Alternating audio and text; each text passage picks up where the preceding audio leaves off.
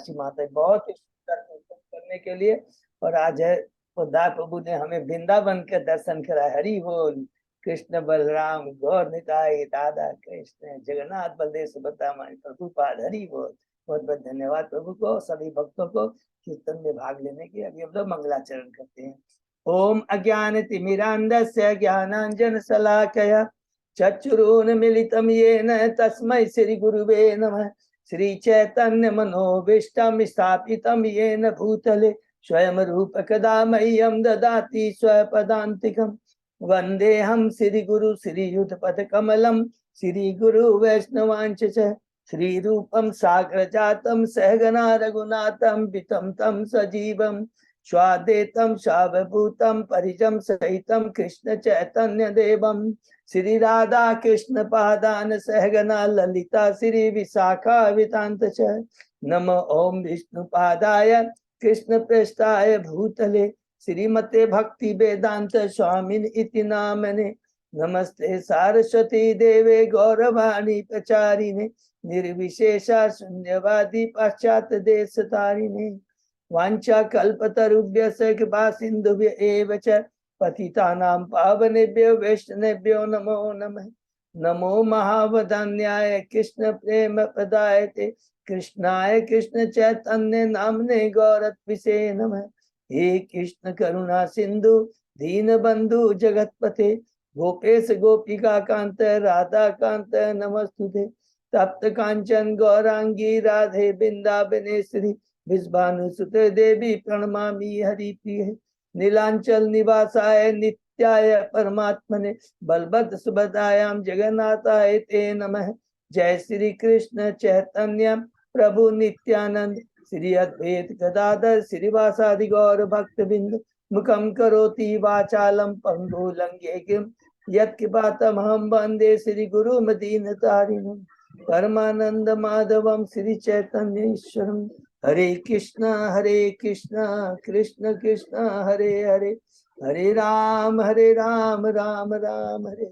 श्री श्री मंगलाचरण की जय। शिला प्रभुपाद की जय। हरे कृष्णा। आज की इस भागवतम चर्चा में सभी भक्तों का हार्दिक स्वागत है। सभी भक्तों के चरणों में मेरा सादर दंडवत प्रणाम है।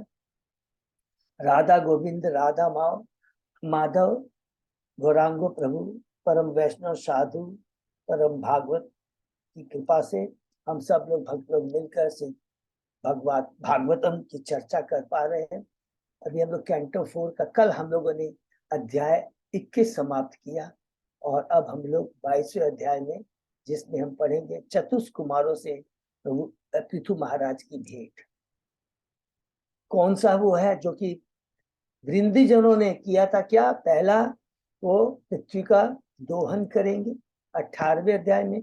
उसके बाद में वो अश्वमेध यज्ञ करेंगे, पृथ्वी को दोहन करेंगे, समतल करेंगे। और उसके बाद में 19वें अध्याय में हमने पढ़ा अश्वमेध 100 अश्वमेध यज्ञ करेंगे। और उसके बाद में चौथा प्रश्न था कि तीसरा प्रश्न था कि वो चतुष्कुमारों से ज्ञान प्राप्त करेंगे। वही अब हम अध्याय 22 में प्रवेश कर रहे हैं। उसके पहले 21 अध्याय हमने समाप्त किए। संक्षेप में दोहराते हैं। पहला अध्याय स्वयंभू। देखिए ये बहुत इंपॉर्टेंट है, याद रखेंगे।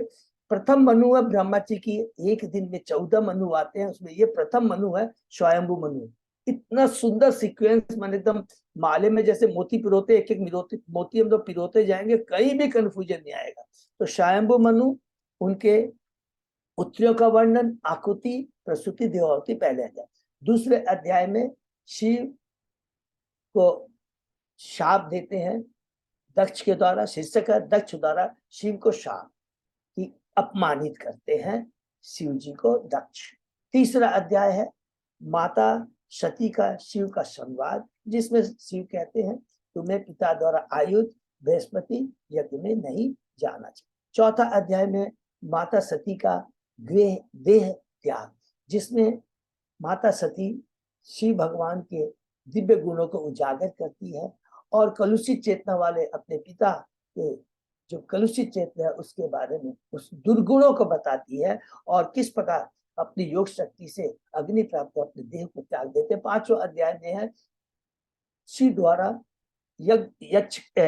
दक्ष के यज्ञ का विध्वंस, जिसमें वीरभद्र किस प्रकार दक्ष के यज्ञ को विध्वंस करता है और दक्ष का धड़ काट कर करके यज्ञ में ही डाल देता है। 6वें अध्याय में है, हमने पढ़ा ब्रह्मा जी द्वारा शिव जी को बनाना, कि किस प्रकार ब्रह्मा जी देवताओं को लेकर करके कैलाश धाम जाते हैं और वहां पर शिव को समझाते हैं और शिव से कहते हैं कि देखो यज्ञ संपन्न करना बहुत जरूरी है, और दूसरा बोलते ब्राह्मण की हत्या नहीं होनी चाहिए। 7वें अध्याय में हमने पढ़ा कि किस प्रकार दक्ष का यज्ञ संपन्न होता है, दक्ष द्वारा यज्ञ को संपन्न करना शीर्षक है, और किस प्रकार शिव भगवान ब्रह्मा जी के आदेश को पाकर करके दक्ष की यज्ञशाला में जाते हैं, उसे बकरे का धड़ प्रदान करते हैं और वो यज्ञ को संपन्न करता है। स्वयं ब्रह्मा बैकुंठ से विष्णु भगवान आकर करके एक ज्ञान देते हैं दक्ष को, शिव ब्रह्मा में कोई अंतर नहीं है, मुझ में और शिव ब्रह्मा में कोई अंतर नहीं है, सभी मेरी संतान आत्मा है, मेरी शक्ति और मैं शक्तिमान। उसके बाद में हम लोग यहाँ समाप्त होता है। 8वें अध्याय में प्रवेश करते हैं। यहाँ पर स्वयंभू मनु के पुत्र की वंशावली शुरू होती है। कहाँ से शुरू होती है? उत्तानपाद से। पहले पुत्र है, दूसरा देववत है। तो अभी याद रखेंगे उत्तानपाद की पूरी वंशावली चल रही। तो उत्तानपाद का हमने पढ़ा, और उसके पहले हमने पढ़ा अधर्म कैसे मूसा से ब्याह कर करके अधर्मी संतानें आती हैं, और ध्रुव महाराज किस प्रकार अपनी माता और गुरु नारद जी की कृपा से मधुबन में यमुना नदी के तट में जाकर ओम नमो भगवते वासुदेवा के मंत्र का जप करके भगवान को तुष्ट करता है। 9वें अध्याय में हम लोग प्रवेश करते हैं। शीर्षक है ध्रुव महाराज का अपने महल को वापस जाना, जिसमें हमने पढ़ा किस प्रकार ध्रुव महाराज को भगवान दर्शन देते हैं और भगवान कहते हैं कि मैं 36,000 वर्ष तक ध्रुवलोक में शासन करेगा और उसके बाद मेरे बैकुंठ को आओगी। हरि बोल।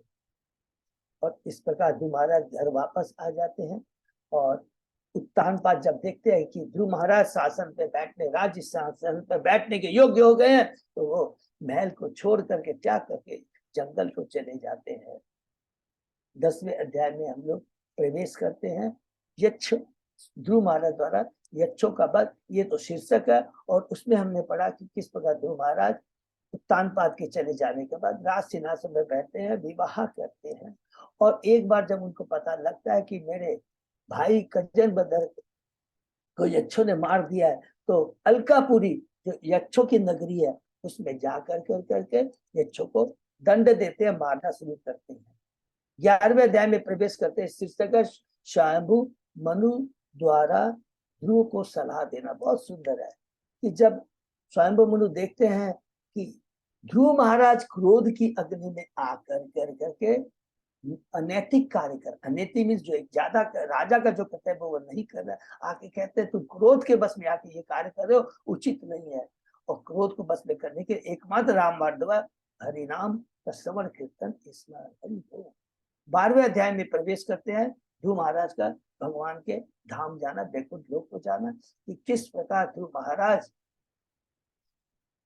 युद्ध बंद कर देते हैं यक्षों के संग, नंबर 1। दूसरा कुबेर जी आते हैं और उन्हें आशीर्वाद देते हैं कि तुम्हारी भगवान में अखंड श्रद्धा और स्मृति बनी रहे। उनका आदेश कुबेर महाराज जी का, और भगवान विष्णु का आदेश, तो अपने सिरोधार्य करके महल वापस जाते हैं, प्रजा का पालन करते हैं, वर्णाश्रम धर्म को मेंटेन करते हैं, प्रजा को देते हैं धर्म अर्थ काम की प्राप्ति है, तो उसके लिए वर्णाश्रम और वेदों के जिनके साथ कार्य करो, और उसके बाद भगवान की भक्ति से जोड़। सेम चीज ध्रुव महाराज करते हैं, सेम पृथु महाराज करते हैं, और अंत में भगवान की भक्ति करते करते बद्रिकाश्रम चले जाते हैं, और वहां पर भक्ति करते हुए भगवान के दूत आकर के उन्हें बैकुंठ लोक ले जाते हैं। 13वें अध्याय में फिर यहाँ से शुरू होता है ध्रुव महाराज के हो गए। अब ध्रुव महाराज के वंशजों का वर्णन, ध्रुव महाराज के वंशजों का वर्णन, पृथु महाराज के वंशजों का वर्णन, उसके बाद में देवव्रत का प्रियव्रत का लीला आएगी, ये सब याद है। तो ध्रुव महाराज, अब उनके वंशजों का वर्णन हमने पढ़ा कि किस प्रकार वत्सर की वंशावली उठकर मना कर देता राजसिंहासन पर बैठने को, और वत्सर की वंशावली में आते हैं अंग महाराज और बैन महाराज। अंग महाराज भगवान के परम भक्त हैं, पुत्र की याचना करते हैं, लेकिन दुर्भाग्यवश पुत्र कुपुत्र निकलता है, नास्तिक निकलता है, अधर्मी निकलता है। शुरू में दुख होते हैं लेकिन बाद में प्रसन्न हो जाते हैं कि मेरी इसके प्रति अब आसक्ति खत्म हो गई और मैं भगवान जंगल में जाकर के भगवान की भक्ति करूंगा। घर छोड़ के चले जाते हैं। 14 अध्याय है राजा बेन की कथा, जिसमें हमने पढ़ा ऋषि लोग ने जब देखा कोई राजा नहीं है, उचित राजा नहीं है, तो मजबूरी में बैन को राज सिंहासन पर बैठाना पड़ता है। वो सारे अधर्मी काज करता है, सब धार्मिक अनुष्ठानों को बंद कर देता है। ऋषि क्रोधित हो जाते हैं, अपनी हुंकार से उसे मार देते हैं। उसके बाद उसके 100 का जो जांग वाला पोर्शन है उसका मंथन करके जितनी भी गंदगी है, तमोगुणी विचार है, जो कि उसको माता से मिले थे, सुनीता से मिले थे, उसका मंथन करने से एक जाति निषाद उत्पन्न होती है जो आज भी पाप कर्म में लगी। 15वें अध्याय में प्रवेश करते हैं, राजा पृथु की उत्पत्ति और अभिषेक। उसके बाद में जब ऋषि लोग बेन महाराज के शव के बाहों का मंथन करते हैं तो कपल उत्पन्न होता है। पृथु और अर्ची कपल उत्पन्न होता है, समझे ना। जैसे हम लोगों ने उधर पढ़ा था शांभु मनु और सत्यरूपा, ठीक है ना, उसी तरह यहाँ पर जो ब्रह्मा जी से उत्पन्न हुए थे शांभु मनु और सत्यरूपा, और यहाँ पर पृथु महाराज और अर्ची माँ कपल उत्पन्न होता है। सब ब्रह्मांड के सारे लोग आके ग्लोरीफाई करते हैं। पृथु महाराज मना करते हैं कि नहीं, एक शिक्षा देते हैं कि जब तक उचित शास्त्र के अनुसार उचित व्यक्ति का वर्णन न हो कि वो उचित पात्र है कि नहीं, तब तक ग्लोरिफिकेशन नहीं करना चाहिए और न हमें करवाना चाहिए। ये बात में ग्लोरिफिकेशन नहीं, अपमान है। 16वें अध्याय में प्रवेश करते हैं, बंदी जनों द्वारा पृथु महाराज किया ग्लोरिफिकेशन, जिसमें हमने पढ़ा बंदी जन बहुत सुंदर बात कहते हैं कि देखिए हम जो ग्लोरिफिकेशन कर रहे हैं शास्त्रों के द्वारा जानकारी प्राप्त करने के बाद हमारे गुरु ब्रह्मा जी ने कहा कि ये भगवान के पुरुषावतार हैं, इनके हाथों की रेखा और पांव में जो कमल के चिन्ह है इससे मालूम पड़ता है। ग्लोरिफिकेशन करते हैं, पृथु महाराज प्रसन्न हो जाते हैं, यस शास्त्र उनसे तुमने किया है। और उसके बाद में कहते हैं हे पृथु महाराज, आप पृथ्वी का दोहन करेंगे, पृथ्वी को समतल करेंगे, आप 100 अश्वमेघ यज्ञ करेंगे और चतुष्कुमारों से आप शिक्षा प्राप्त करके और अपनी प्रजा के 3 तापों से उनको मुक्त करेंगे। 17वें अध्याय में हम लोग प्रवेश करते हैं। पृथु महाराज के पृथ्वी पर कुपित होना ये शीर्षक है, जिसमें हमने पढ़ा कि क्यों कुपित होते हैं, क्योंकि पृथ्वी है एक शक्ति जो भगवान ने दी है अलग अलग देवताओं को, वो अपना कार्य नहीं कर रही है। पृथ्वी का, सूर्य का, चंद्रमा का, दुर्गा का, सरस्वती के, सब देवी देवताओं के अपने अपने भगवान ने एक निर्दिष्ट कर्तव्य दे करके शक्ति प्रदान कर करके इस भौतिक जगत को कंट्रोल करने के लिए, मेंटेन करने के लिए भेजा है। तो जब पृथ्वी अन्न नहीं उपजाते क्रोधित हो जाती है, दंड देने के लिए जाते हैं। और जब गाय का रूप धारण करती है और कहती है कि मैं, अगर आप मुझे मार देंगे तो प्रजा का पालन कैसे होगा, हरि बोल। और भगवान कहते हैं अरे ये तो मैं अपनी योग शक्ति से प्रजा का पालन करूंगा, मैं स्वतंत्र हूँ, स्वराट हूँ, मैं किसी पर डिपेंडेंट नहीं हूँ, हरि बोल। 18वें अध्याय में हमने पढ़ा कि पृथु महाराज का पृथ्वी का दोहन किस प्रकार पृथ्वी का दोहन करते हैं और अलग अलग प्रोडक्ट निकलते हैं। उसके बाद पृथ्वी को समतल करते हैं और अंत में प्रॉपर योजना के अनुसार नगर और ग्रामों की व्यवस्था करते हैं, हरि बोल। 19वें अध्याय में प्रवेश करते हैं, शीर्षक है राजा पृथु के 100 अश्वमेघ यज्ञ। बहुत ही इंपॉर्टेंट है, जिसमें हमने पढ़ा कि जब पृथु महाराज यज्ञ करने अश्वमेघ यज्ञ 100 अश्वमेघ करने जा रहे हैं, 99 कंप्लीट हो जाते हैं, जैसे 100 अश्वमेघ करने जाते हैं, इंद्र ईर्ष्यावश उसमें विघ्न डालता है और अपने उनके ये 100 यज्ञ न कर पाए, इसमें बहुत लिखा है, गलत गलत अधर्मी कार्य करता है, सन्यासी का वेश धारण करता है, छद्म वेश में सन्यासी का धारण करता है। और तो जब देखते हैं तो पृथु क्या करता है, अब क्रोधित हो जाते हैं और इंद्र को मारने का चेष्टा करते हैं। ऋषि रोक देते हैं, लेकिन ऋषि भी वही काम करते हैं कि अपनी मंत्रों की शक्ति से हम इसका आह्वान कर करके इसकी आहुति दे देंगे। तुरंत भगवान ब्रह्मा जी आते हैं, बहुत सुंदर बात कहते हैं कि पृथु 100 यज्ञ करने की दरकार नहीं। क्यों दरकार नहीं?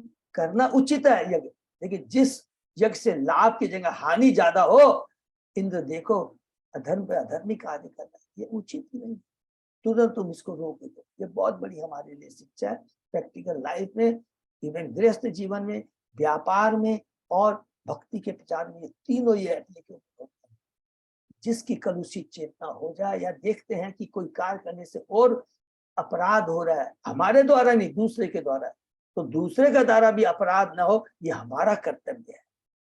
उच्च कोटि वालों की एक ड्यूटी है। बहुत सुंदर शिक्षा है। 20वें अध्याय में प्रवेश करते हैं कि तुम्हारा यज्ञ बंद कर देते हैं, भगवान स्वयं आते हैं, खुश हो जाते हैं, इंद्र को साथ में लेके आते हैं। कहते हैं इंद्र तो ऑलरेडी कलुषित चेतना वाला, देखो उसकी चेतना भी सरेंडर हो गया है, गलती का एहसास हुआ है, क्षमा मांगने के लिए तुम्हारे बीच आया है। तुम तो उन्नत चेतना वालो, तुमसे तो ये आशा नहीं की जाती है कि तुम माया के द्वारा ग्रसित हो जाओ। किंतु महाराज भगवान को सरेंडर होते हैं, उनको प्रणाम करते हैं और कहते हैं हे प्रभु, जब भगवान कहते हैं कोई आशीर्वाद मांगो, मैं आया हूँ आशीर्वाद तो मांगो, तो कहते हैं हे प्रभु आप तो कोई भी वर दे सकते हैं, लेकिन मुझे एक ही वर दीजिए। मैं तो भौतिक, मुझे धन यश चाहिए जो नरक में भी मिलता है, न मुझे तपस्या तादम में, आप में तादम जो ब्रह्म ज्योति में विलीन है। क्यों? क्योंकि उसमें भी आपके चरण कमलों का अमृत रस नहीं। हरि बोल। तो मुझे तो एकमात्र 10 लाख कान दीजिए, ये शुद्ध भक्तों के मुखार बुंद से आपके नाम गुण लीलाओं का श्रवण कीर्तन स्मरण करो। भगवान प्रसन्न हो जाते हैं। और इसके बाद में सभी देवी देवता जो आए थे यज्ञ में सब वापस चले जाते हैं। ध्रुव महाराज अपने महल में वापस चले आते हैं। 21 अध्याय में प्रवेश करते हैं।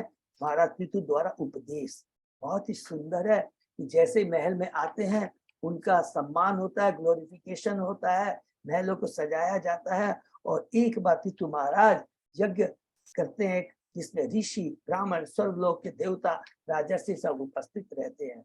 और यहाँ पर जो पितु महाराज ने जो उपदेश दिया उसको हम 1 मिनट के अंदर रिपीट करते हैं। सबसे पहले कहते हैं कि जो राजा अपनी प्रजा को वर्णाश्रम धर्म के बारे में नहीं बताता है उसे दंड भोगना पड़ता है। किस चीज का दंड? अगर प्रजा गलत कर, कौन कौन को दंड भोगना? तो दूसरा कि जो करता है गलत कार्य, दूसरा जो आदेश देता है, और तीसरा जो इसका समर्थन करता है। तीनों को दंड भोगना पड़ता है। और अगर वो अच्छा कार्य करता है तो उसका भोग, तीनों को फल मिलता है। और राजा को तो पड़ा ही है, 6वां हिस्सा प्रजा के शुभ कर्मों का फल राजा को मिलता है। फिर कहते हैं दोनों वर्णाश्रम तथा आध्यात्मिक तपस्याएं भगवान की प्रसन्नता के लिए है। तो हमने तो पढ़ा था कि वर्णाश्रम धर्म का पालन करना और भक्ति करना। जब भक्ति के लेवल पे हम पहुंच जाते हैं तो वर्णाश्रम धर्म के लिए हमारे पर लागू नहीं है। तो कि स्वयं ही जो भगवान का परम भक्त, आज हम परम वैष्णव है तो कि हम वर्णाश्रम धर्म को नहीं मानते हैं, ऑटोमेटिक हो जाता है। इसलिए कहते हैं शुरू में जो बिगिनिंग में जो रहते हैं उनके लिए वर्णाश्रम धर्म का पालन बहुत जरूरी है। और भगवान की प्रसन्नता के लिए अपने, फिर कहते हैं अपने वृत्ति में कार्य को करते हुए परमेश्वर को प्रसन्न करने का प्रयत्न करने, अपने वृत्ति पर कार्य को नहीं छोड़ना, ये बहुत इंपॉर्टेंट है। ये गीता के 8वें अध्याय के 7वें श्लोक में भगवान अर्जुन को कहते हैं कि तुम युद्ध करते रहो, मेरा स्मरण करते हुए अपने वृत्ति कार्य, तुम क्षत्रिय हो, अपने धर्म को करते रहो। और फिर कहते हैं ये जो 12 महाजन है इस बात को पुष्टि करते हैं। कहते हैं भगवान के चरणों की सेवा में रुचि रखने से जीव असंख्य संचित पापों से मुक्त हो जाता है। भक्ति की विधि से मन तुरंत शुद्ध हो जाता है और फिर कृष्ण चेतना में अग्रसर हो जाता है। जैसे ही मन शुद्ध होता है तो क्या होता है, हमारी भगवान के प्रति रुचि, सेवा के प्रति, भगवान की सेवा के प्रति रुचि, भक्तों का संग करने की रुचि अपने आप बढ़ने लगती है। परमेश्वर की कृपा के बिना कहते हैं किसी भी प्रकार का तथाकथित चाहे धार्मिक आर्थिक कोई भी हमें, अर्थात धर्म भी जो मिलता है, अर्थ भी जो मिलता है, काम, ये सारी की पूर्ति होती है भले ही देवताओं के माध्यम से, वेदों के माध्यम से होती है, लेकिन इसके पीछे परम सत्ता, परम भगवान परमेश्वर का ही हाथ है। उनके बिना भी प्रकृति कुछ नहीं कर सकती है, देवता भी कुछ नहीं सकते, कोई कुछ नहीं कर सकता उनके आदेश के बिना। कृष्ण की भक्ति करके ही जीवन में पूर्णता आ सकती है। और वो पूर्णता क्या है? भगवान की भक्ति, भगवान का प्रेम। खाली मुक्ति इज नॉट द पूर्णता, कृष्ण प्रेम ही परम मुक्ति है। फिर कहते हैं भगवान के चरण कमलों की शरण से क्या क्या होता है? अज्ञान नष्ट होता है, मानसिक चिंतन धुल जाता है, वैराग्य उत्पन्न होता है, असत्य के पीछे और सत्य के प्रति आसक्ति और 3 गुणों से मुक्त हो जाते हैं। और उसके बाद में भगवान की भक्ति करके वापस नहीं आना पड़ता है।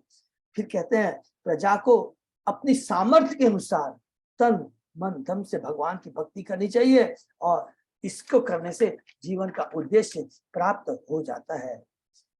क्या कहते हैं? बहुत सुंदर बात है, देवताओं की पूजा के लिए देवता अपने लिए बल्कि भगवान के लिए स्वीकार। बहुत सुंदर है कि देवताओं की भी हम जो पूजा करते हैं, यज्ञ भी जो करते हैं, यज्ञ अग्नि में आहुति भी डालते हैं, याद रखेंगे देवता अपने लिए नहीं और माय बिहाफ वो कलेक्ट करते हैं। बहुत सुंदर है। तो सरकार का एग्जाम्पल किया था कि कोई सरकार का जो नौकरी करता है, माने सरकारी आदमी है, वो अपने लिए नहीं सरकार के लिए कर वसूल करता है। और फिर कहते हैं, यहाँ से हमने पढ़ा, हमें उच्च कोटि की चेतना वाले भक्तों की संगति करनी चाहिए।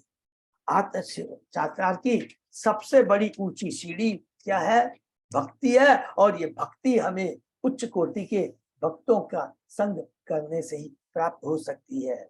फिर हमने पढ़ा कि जो ब्राह्मण और वैष्णव होते हैं वो राजकुल से भी अधिक शक्तिशाली होते हैं। ब्राह्मणों तथा वैष्णव की सेवा करने से हृदय का मल दूर हो जाता है, भौतिक आसक्ति से मुक्ति मिल जाती है। और कहते हैं भक्ति, फिर आगे कहते हैं परम वैष्णव के बारे में बता दिया कि कितने महान होते हैं।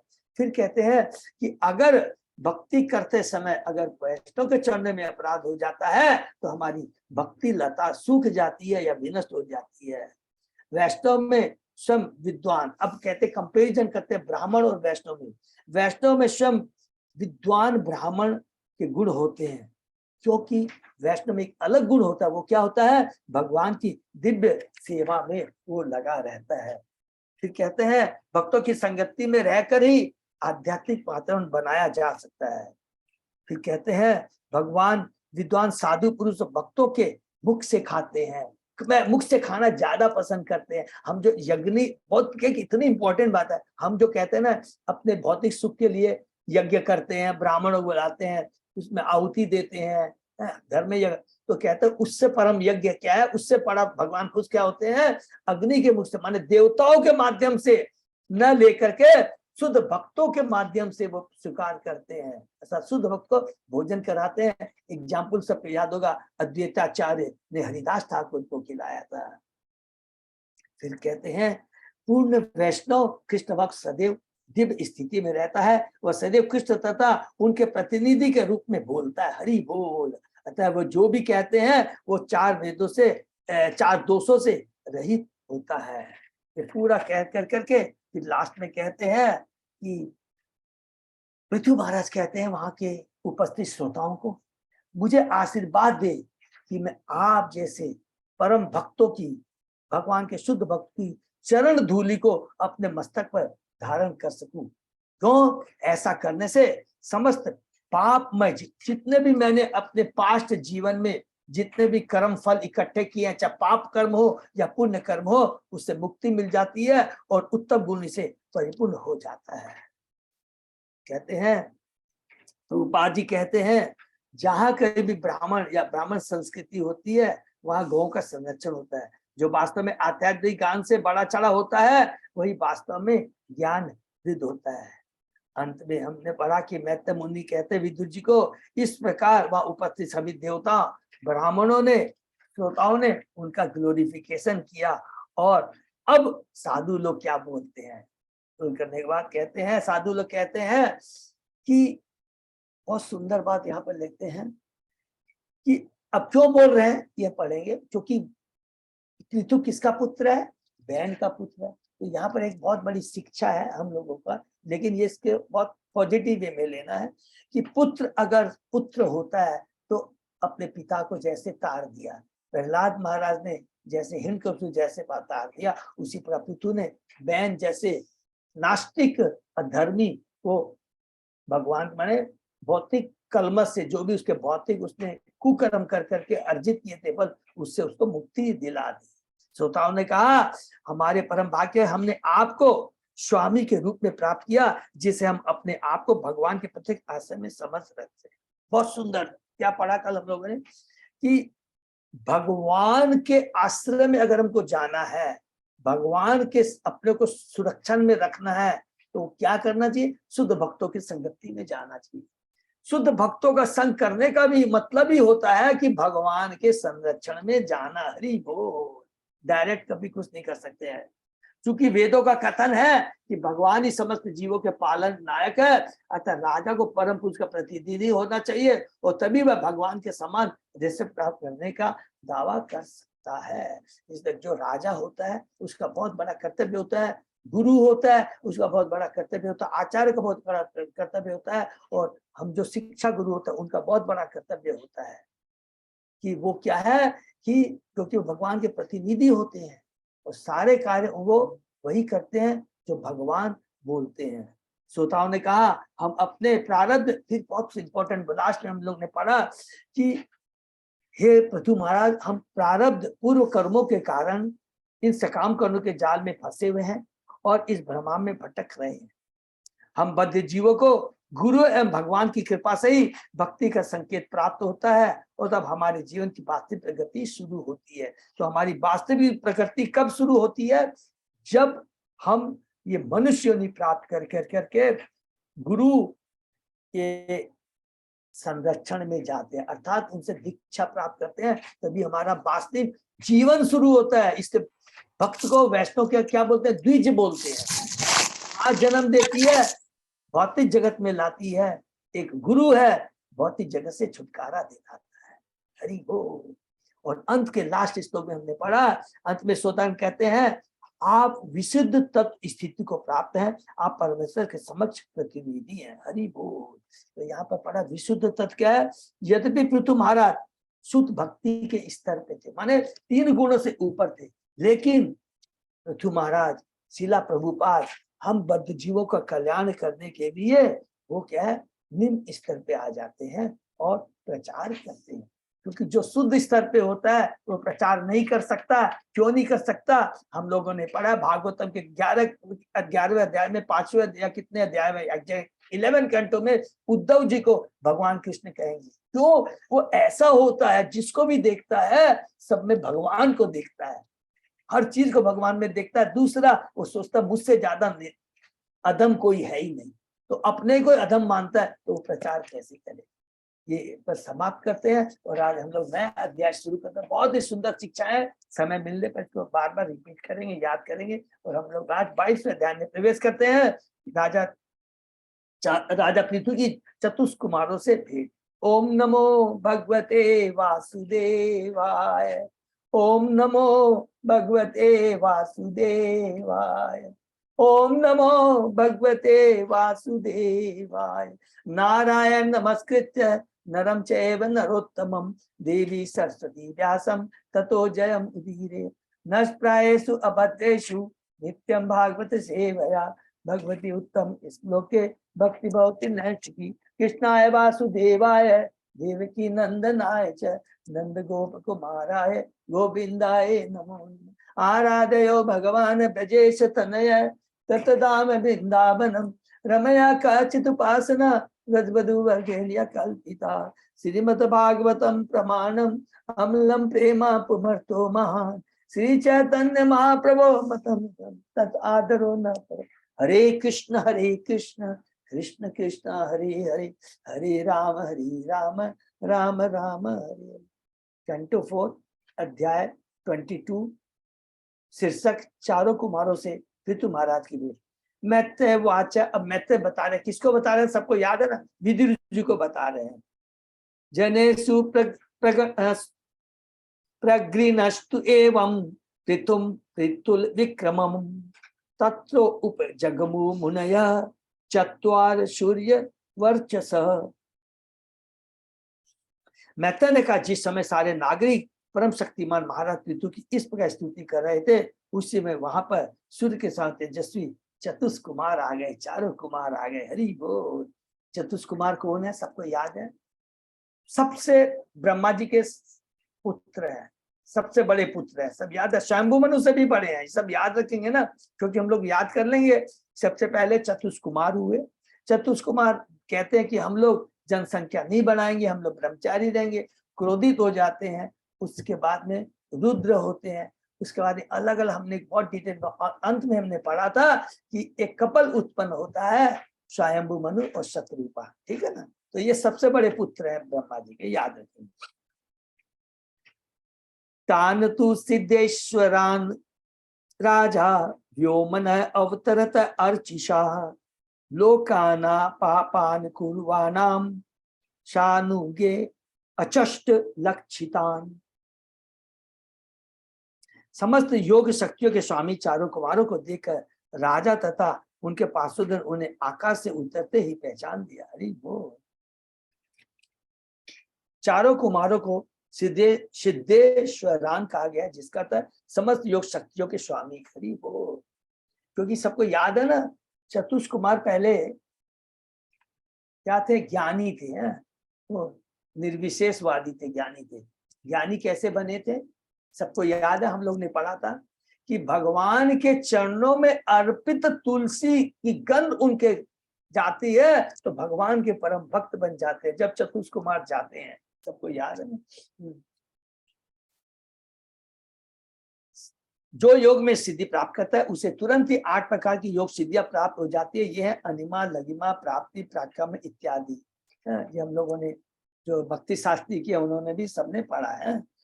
सिद्धेश्वरों के रूप में चारों कुमार अंतरिक्ष से पितु के पास आ रहे थे, तो वे किसी विमान से नहीं अपितु स्वतः आए। हरि बोल। दूसरे शब्दों में चारों कुमार अंतरिक्ष यात्री थे, जो बिना किसी यान के यात्रा कर सकते थे। किंतु यहाँ पर कुमारों की जिस विशिष्टता का उल्लेख हुआ है वह यह कि वे जहां भी जाते वह स्थान पाप रहित हो जाता था। महाराज पितु के शासन में इस पृथ्वी पर प्रत्येक वस्तु पाप रही थी, अतः उन्होंने राजा के पास आने का निर्णय लिया। सामान्यतः वे किसी पापपूर्ण लोक में नहीं जाते थे। ये चतुष्कुमार भगवान के सत्याविश अवतार है, भगवान के शुद्ध भक्त हैं, इसलिए चतुष्कुमार वहां आते हैं। तत् दर्शनो उद्गताम प्राणान प्रत्यादित्सु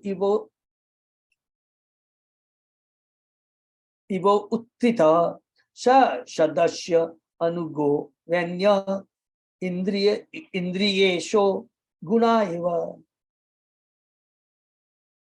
चारों कुमारों को देखकर पितु महाराज उनके स्वागत के लिए आतुर होते, अतः अपने पार्षदों सहित वे तुरंत इस तरह उठकर खड़े हो गए मानो कोई बद्ध जीव हो जो प्रकृति के गुणों द्वारा तुरंत आकृष्ट हो उठता है। हरि बोल। भगवद गीता में कहा गया, प्रकृति क्रियमाणानि गुणे कर्माणि सर्वशः अहंकार विमूढ़ात्मा कर्ता अहम इति मन्यते। प्रत्येक बद्धजीव प्रकृति के 3 गुणों के एक विशेष मिल से प्रभावित होता है। ये भगवान स्वयं कहते हैं गीता में। फलतः बद्धजीव विशेष प्रकार के कर्म की ओर आकर्षित होता है और उसे करने के लिए वह बाध्य हो जाता है। यहाँ पर पितु महाराज की तुलना ऐसे बद्धजीव से इसलिए नहीं की गई है कि वह सचमुच बद्धजीव थे, इसको अंडरलाइन करें। अपितु चतुष्कुमारों के स्वागत के लिए इतने आतुर थे मानो उसके बिना प्राण निकल जाए। हमारी भी वही हालत है कि हम लोग भौतिक चीजों के प्रति इतने आसक्त हो जाते हैं, नहीं मिलता है तो दिमाग खराब हो जाता है, रजोगुण में आ जाते हैं, नहीं मिलता है तो ये इनके प्रकार प्राप्त करने की चेष्टा करते हैं और तमोगुणी लेवल पे चले जाते हैं। इतनी ज्यादा हमें व्यग्रता हो जाती है ये इनके, तो ये व्यग्रता और इतनी आतुरता यहाँ पर कहते हैं एक बहुत बड़ी संदेश है कि भगवान और भगवान के भक्तों के प्रति हो तो हमारा जीवन धन्य हो जाए। ये बोलने का मतलब है यहाँ ऐसी आतुरता जैसी पृथु महाराज की भगवान चतुष्कुमारों को दर्शन और उनको अवगत करने, वेलकम करने की इच्छा हुई। बद्धजी ऐसे वस्तुओं प्रति आकर्षित होता है जिनसे इंद्रिय तृप्ति होती है। उसके नेत्र सुंदर सुंदर वस्तुएं देखना चाहते हैं, उसके कान मधुर संगीत सुनना चाहते हैं, नाक सुगंधित पुष्पों का रसास्वादन करना चाहती है और जीवा उत्तम भोजन चखना चाहती है। उसी प्रकार उसकी अन्य इंद्रियां यथा हाथ, पांव, पेट, गुप्तांग, मन भी भोग्य पदार्थों के आकर्षण से अपने को रोक नहीं पाती। इसी प्रकार पितु महाराज भी चारों कुमार के स्वागत से अपने को रोक नहीं पा रहे थे। कितना सुंदर कंपैरिजन है, देखिए कि उनका आकर्षण है दिव्य चीजों के प्रति और हम बच्चों का आकर्षण है असत्य चीजों के प्रति। अम्बरीश महाराज थे जिनका आकर्षण, जो नवदा भक्ति में एकमात्र अम्बरीश महाराज है जिन्होंने पूरी नवदा भक्ति का अकेले उन्होंने पालन किया, श्रवण कीर्तन स्मरण सब। और वैसे पृथु महाराज है, आकर्षण हुआ भगवान के जो सत्यावेश अवतार है, जैसे कार्तिक कृष्णदास प्रभु ने हम लोग को बताया था, चतुष कुमार भी उनका सम्मान करने लिए कैसे दौड़ करके जाते हैं। ये कुमार अपने तेज से प्रकाशमान थे, फलतः न केवल राजा अपनी उन अनुयायियों तथा सभासदों ने भी उन चारों का स्वागत किया। कहा जाता है कि संसार में समान रुचि वाले व्यक्ति एक दूसरे से आकर्षित होते हैं। हरि बोल। एक शराबी दूसरे शराबी के प्रति आकृष्ट होता है, उसी पर साधु पति के प्रति आकृष्ट होता है। चूंकि पृथु महाराज सर्वोच्च आध्यात्मिक पद पर थे, अतः वे उसी कोटि के कुमारों के प्रति आकृष्ट हुए। अतः यह उक्ति सही है कि मनुष्य संगति से पहचाना जाता है। ये बहुत इंपॉर्टेंट है। एक जाति के पंछी एक साथ उड़ते हैं, हम लोगों ने बहुत पढ़ा है। ये स्वतः नेचर हो जाएगा। आप भक्ति कर रहे हैं, आप स्वतः आपका आकर्षण किसमें हो जाएगा? भक्तों का संग मिले, भक्तों के संग में रहकर भगवान के नाम को लीलाओं का श्रवण करें। ये तो आपस की बात कह रहे हैं। भगवान भी लालायित रहते हैं भक्तों का संग करने के लिए, इनकी तो आप बात छोड़ दी। द्वारका में भगवान जैसे ही देखते हैं कि नारद जी आए अपने पलंग से, लिखा अपने पलंग से, तुरंत जब उनका लिखा है कि कैंटो 10 में डेली की जीवनचर्या जो भगवान की रहती है द्वारका में, जैसे ही नारद जी आते हैं उठ खड़े होते हैं पलंग से, तुरंत उनके पांव का प्रक्षालन करते हैं। इतना ही नहीं, और उनके पांव के प्रक्षालन के बाद उस जल को अपने ऊपर छिड़कते हैं, पूरे परिवार पे छिड़कते हैं। इतना ही नहीं, और कहते हैं नारद जी को, मुझ पर कृपा कीजिए जैसे मेरा जीवन शुद्ध बन जाए, शुभ बन जाए। अब पूरी जगह पूरी में देखेंगे, सब जगह इसी तरह है कि पूरी भागवतम में भक्त है। विदुर महाराज जी, जैसे हम लोग ने कैंटो 1 के 13वें अध्याय में पढ़ा था, जब विदुर महाराज जी यात्रा करके वापस आते हैं, युधिष्ठिर महाराज, भीम, सब लोग मिल करके किस प्रकार उनकी आव भगत करते हैं। तो एक स्वतः ये नेचर हो जाता है, आकर्षण बन जाता है, ये स्वतः होता है, कोई बनावटी नहीं होता है। अगर हम बनावटी करते हैं, इसका हमारी भी चेतना भी कलुषित है। बनावटी नहीं, स्वतः ही आना चाहिए। नहीं तो कई बार टेंशन हो जाता है, अरे यार ये तो अनप्लान्ड, ये मेरा आ गया, व्हाटएवर। इसका मतलब हमको अपने को डांटना चाहिए कि मेरे में चेतना भी मेरी कलुषित है। गौरवात यंत्रित सभ्य प्रस्यानत कंधर विधिवत पूजियाम चक्रे गृहीता अधि अर्हणा सनान। जब वे मुनि सात्विक ढंग से उनके द्वारा किए गए स्वागत को स्वीकार कर राजा द्वारा प्रदत्त आसनों पर बैठ गए, तो राजा उनके गौरव के वशीभूत होकर तुरंत नतमस्तक हुआ। इस प्रकार उसने चतुष कुमारों की पूजा की। ये हमको सीखना चाहिए, how to welcome a devotee, बहुत इंपॉर्टेंट है। ये चारों कुमार वैष्णव संप्रदाय के परंपरा गुरु हैं। ब्रह्म संप्रदाय, श्री संप्रदाय, कुमार संप्रदाय तथा रुद्र संप्रदाय। इन चारों संप्रदाय में से कुमार संप्रदाय इन्हीं चारों कुमारों के नाम पर है। अतः पृथु महाराज संप्रदाय आचार्यों के प्रति अत्यंत आज्ञाकारी थे। जैसा कि शील विश्वनाथ चक्रवर्ती ठाकुर ने कहा, साक्षात धरितेन समस्त साथ। गुरु अर्थात परंपरा आचार्य का श्री भगवान के ही सम्मान आदर किया जाना चाहिए, क्योंकि वो स्वयं भगवान के बराबर है। क्यों भगवान के बराबर है? क्योंकि उनके विचार, उनके जो आदेश होता है हम बद्ध जीवन के लिए, भगवान के ही आदेश होता है, एज इट इज, अपने मन से कुछ भी नहीं बोलते हैं। और इसीलिए उनको आचार्य बोला जाता है, जो शास्त्रों की वाणी को, शास्त्रों के तत्व को, शास्त्रों के निचोड़ को ले करते हैं, पहला। दूसरा अपने आचरण में लाते हैं, दूसरा, और तीसरा दूसरों को देते हैं। इन तीनों को कंप्लीट कहते हैं, वो आचार्य कहलाते हैं, साधु या आचार्य। ठीक है। इस श्लोक में आगत विधिवत शब्द अत्यंत सार्थक है। इसका यह अर्थ हुआ कि पृथु महाराज ने गुरु या आचार्य का स्वागत करते समय शास्त्रों में बताई विधियों का पालन किया। देखिए कितनी बार शास्त्रों की विधियों का पालन किया। जब भी आचार्य का दर्शन हो, मनुष्य को चाहिए कि तुरंत उनके समक्ष नतमस्तक हो। किंतु महाराज ने विधिवत या क्रिया संपन्न की, अतः यहाँ पर प्रस्यानत कंदर शब्द आए हैं। विनय वश वे कुमारों के समक्ष झुक गए, स्वतः झुक गए। हरि बोल। तत्पाद शौच सलीले मार्जिता लक बंधन तत्शीलवतामृतम आचरण मानयन इव।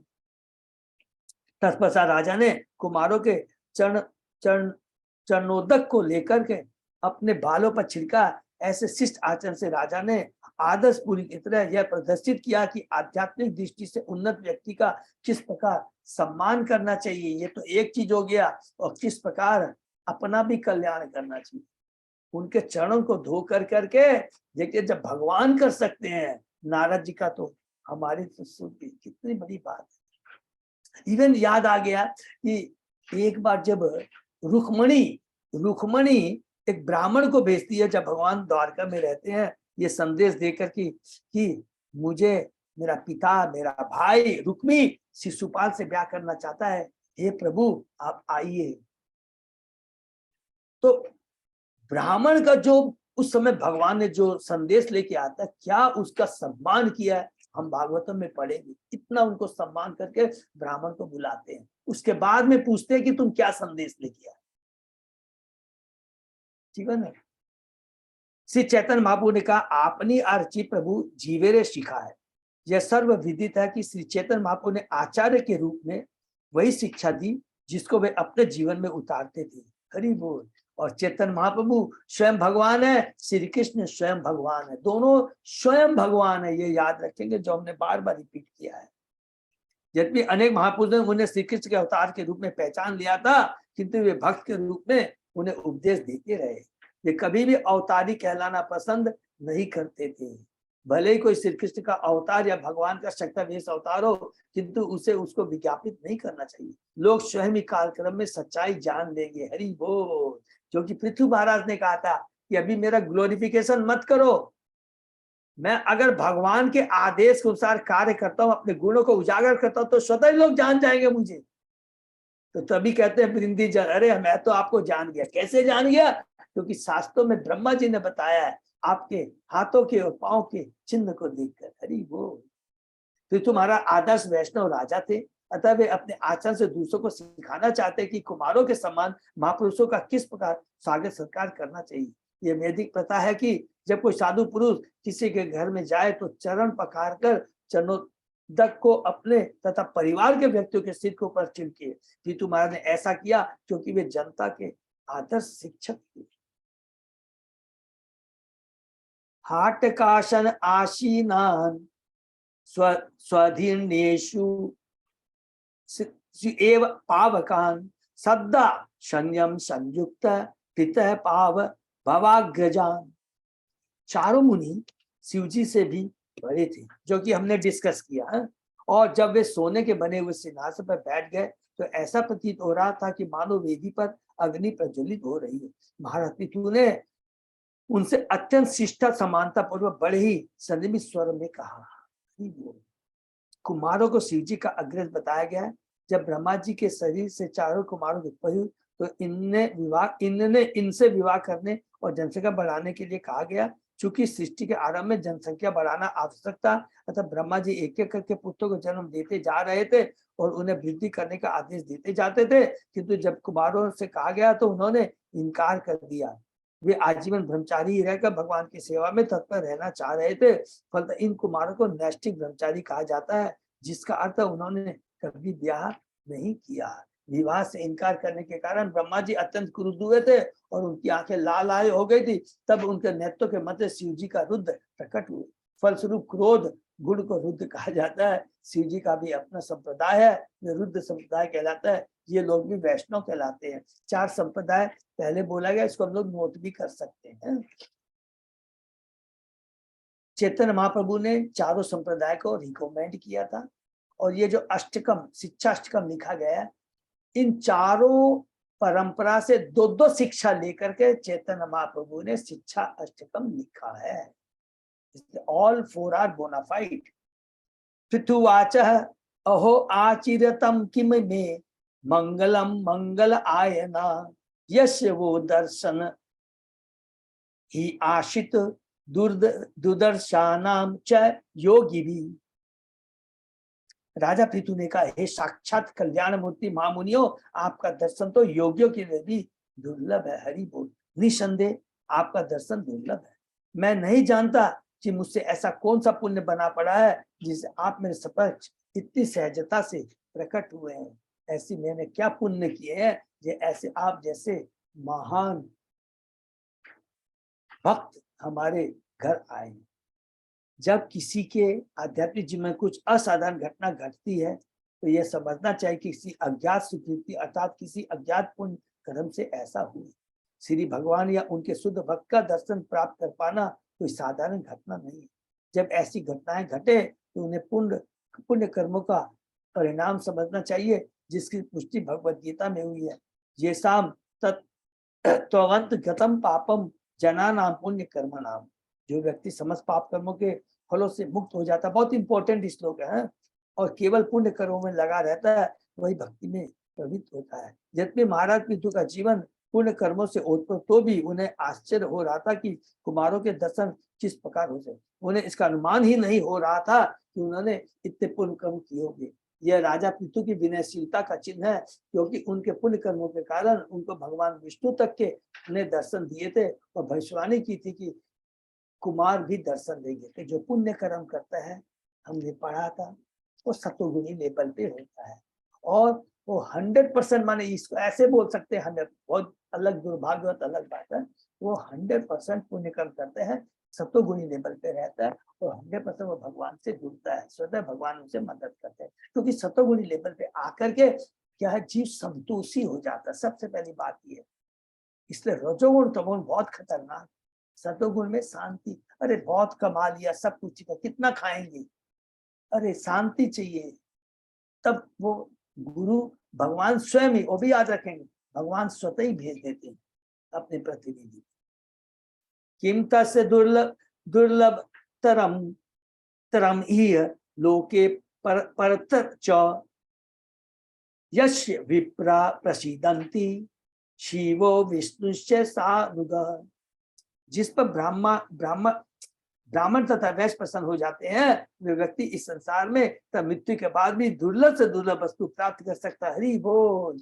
इसको अंडरलाइन कर देते हैं। जिस पर ब्राह्मण और वैष्णव, क्योंकि हमने पढ़ा था, पृथु महाराज ने कहा कि केवल ब्राह्मण और वैष्णव की कृपा से ही आध्यात्मिक वातावरण मिलता है और वास्तविक आश्रय भगवान का आश्रय मिलता है। डायरेक्ट हमको भगवान के आश्रय में नहीं, परम वैष्णव का आश्रय लेंगे, उनके चरणों का आश्रय लेंगे, उसका मतलब होगा इक्वल टू भगवान के चरणों का आश्रय लेना। यही नहीं, ब्राह्मण तथा वैष्णव के साथ साथ रहने वाले उस व्यक्ति को कल्याणकारी शिव तथा भगवान विष्णु का भी अनुग्रह प्राप्त हो जाता है। हरि बोल।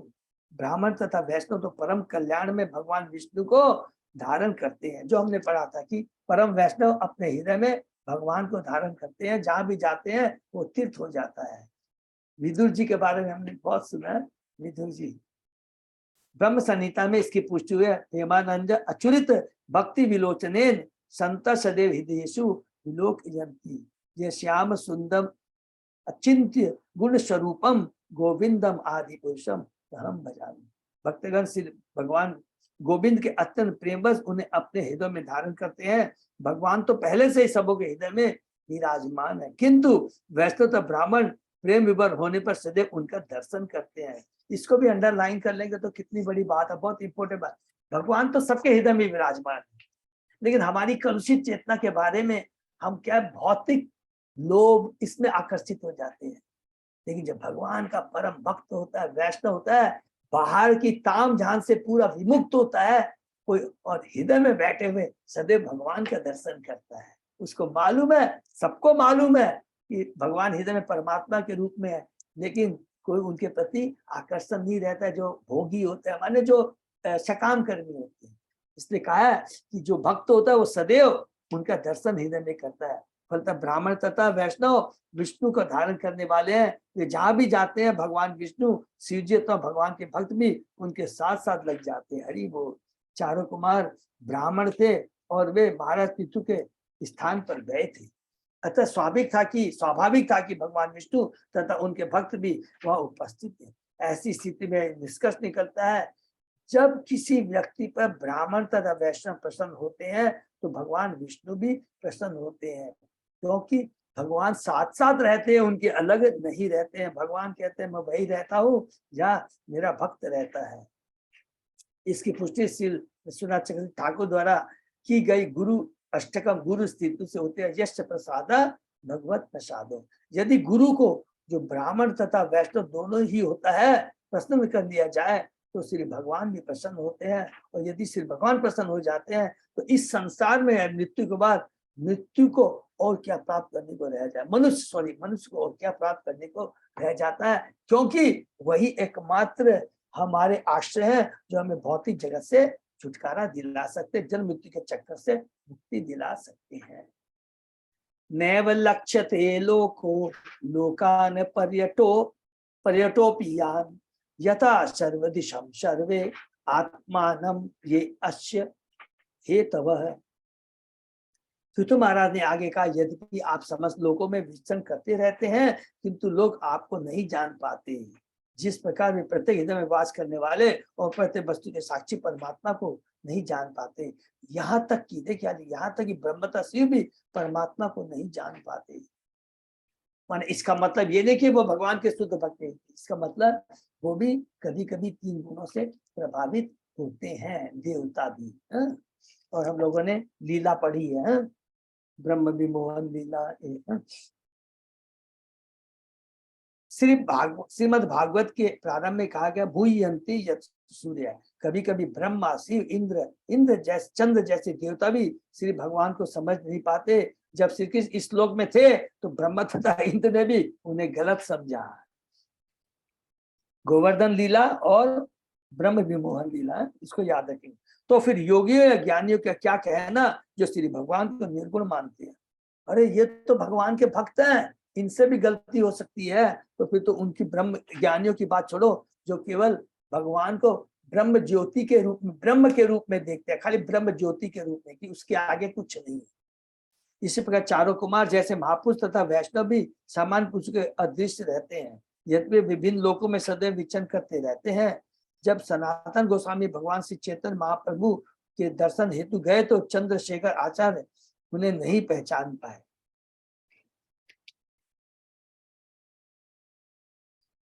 निष्कर्ष रूप में यह कहा जाता है कि श्री भगवान प्रत्येक हृदय में स्थित है और वैष्णव भी जो उनके शुद्ध भक्त संसार में भ्रमण करते रहते हैं, किंतु भौतिक संसार की माया से ग्रस्त लोग इस सृष्टि के अथवा वैष्णव के स्रोत रूप श्री भगवान के रूप में नहीं समझ पाते। अतः यह कहा जाता है कि मनुष्य अपने भौतिक नेत्रों से न तो श्री भगवान को और न ही वैष्णव को देख सकता है। उसे अपनी इंद्रियों को शुद्ध करके भगवान की सेवा करनी होती है, तभी क्रमशः वह अनुभव करता है कि श्री भगवान कौन है और वैष्णव कौन है। अपनी इंद्रियों को शुद्ध कैसे होता है, हमने पढ़ा था, शुद्ध भक्तों का संग करने से हृदय का मैल धुल जाता है, शुद्ध चेतना में आ जाता है, तो भगवान की भक्ति करता है और फिर इस भौतिक जगत में से वापस नहीं आना पड़ता। यही अभी हमने जस्ट 21 अध्याय में पढ़ा था। और यहाँ पर बहुत सुंदर लिखा है, जब सनातन गोस्वामी भगवान चैतन्य के दर्शन हेतु गए, उसके हम पढ़ेंगे अंत लीला में, जब रूप गोस्वामी आते हैं पुरी में और भगवान चैतन्य महाप्रभु रूप गोस्वामी को प्रोत्साहित करते हैं शास्त्र लिखने के लिए, क्योंकि जो उन्होंने को ज्ञान देना था मध्य लीला में 19वें अध्याय में वो दे चुके होते हैं दशासन घाट में 10 दिनों तक, और सनातन गोस्वामी को 30 दिनों तक। सबसे बड़ी शिक्षा भगवान ने चैतन्य महाप्रभु ने सनातन गोस्वामी की। और अंत में जब भगवान रहते हैं पुरी में रहते हैं, पुरी को छोड़कर नहीं जाते, अंत लीला में पढ़ेंगे, उसमें जब रूप गोस्वामी आते हैं तो उनको कहते हैं कि अब तुम वृंदावन जाओ और अपने भाई सनातन को भेज देना। ये है एक। दूसरा, जब अपनी वो सर्विस छोड़ते हैं, माने एक राजा के यहाँ नौकरी करते थे ना, वो क्या नाम है, मुसलमान राजा के यहाँ नौकरी करते थे, तो छिप छिप करके जाते हैं। छिप छिप करके वो जब जाते हैं तो कहाँ पर जाते हैं, वो भगवान से जब उनको पता लगता है कि चैतन्य महाप्रभु बनारस में है, उस समय जब सनातन गोस्वामी जाते हैं, कपड़े खींचते रहते हैं और शरीर में पूरा रोग लग जाता है, कंडूरस निकलता रहता है, लेकिन चैतन्य महाप्रभु तो अंतर्यामी है। तो चंद्रशेखर के यहाँ रहते थे। चंद्रशेखर को कहते हैं तुम जाके देखो कोई व्यक्ति आया है क्या। तो चंद्रशेखर आता है, लेकिन सनातन गोस्वामी तो चिथड़े कपड़े में रहते हैं, बाल बिखरे हुए। तो बोले कोई नहीं। बोले ठीक से जाके देखो, कोई नहीं है। बोला हाँ एक आदमी है जो चिथड़े कपड़े पहना हुआ है, माने भिखारी टाइप। अरे बोला उसी को पकड़ के लेके आओ। तो वही लीला यहाँ पर बताई जा रही, ठीक है ना। हरे कृष्णा। तो ये हम लोग विराम देते, बहुत ही सुंदर है। तो यहाँ पर हमने पुनः एक ही चीज पढ़ा कि परम जो वैष्णव होते हैं भगवान के रिप्रेजेंटेटिव होते हैं, भगवान के ही समान होते हैं, भगवान के समान ही उनका आदर करना चाहिए, जो कि पृथु महाराज अपने आचरण से चतुष्कुमारों का कर करके हम बच्चियों को शिक्षा देती है। देखिए हम लोग सारा पढ़ रहे हैं, तो अल्टीमेटली ये पढ़ते पढ़ते पढ़ते पूरी, चाहे गीता पढ़ लीजिए, भागवतम पढ़ लीजिए, चेतन चेता कुछ भी पढ़ लीजिए, एक ही हमें ज्ञान मिलता है, एक ही बद्ध जीवों के लिए क्या है, भगवान के आदेश का पालन करना, पहला तो ये। और इन आदेशों का पालन हम सही ढंग से कर पाएंगे बद्ध जीव, हमारे में योग्यता नहीं। क्यों योग्यता नहीं? क्योंकि हम 3 गुणों से बंधे हुए, भौतिक चीजों के प्रति मन आकर्षण है। तो हम क्या करें? तो बोले कि एकमात्र उपाय है कि तुम्हें शुद्ध भक्तों का संग करना चाहिए, वो मेरे बोनाफाइड प्रतिनिधि है। और इस विधि को अपनाओगे, उनका कृपा प्राप्त करोगे, उनका दर्शन करोगे, उनसे शिक्षा ग्रहण करेंगे, उनकी सेवा करेंगे, उनका हम लोग क्या बोलते हैं उच्छिष्ट खाएंगे, तो स्वतः ही भगवान मिल जाएंगे। तो कोई प्रयत्न करे, स्वयं ही माने उनकी सेवा करने का मतलब भगवान की सेवा करना है, उनकी संगति करने का मतलब भगवान की संगति करना। क्यों? क्योंकि वे सदैव भगवान को हृदय में अपने धारण करके घूमते रहते हैं। कितना सुंदर क्लैरिफिकेशन, एवरीथिंग।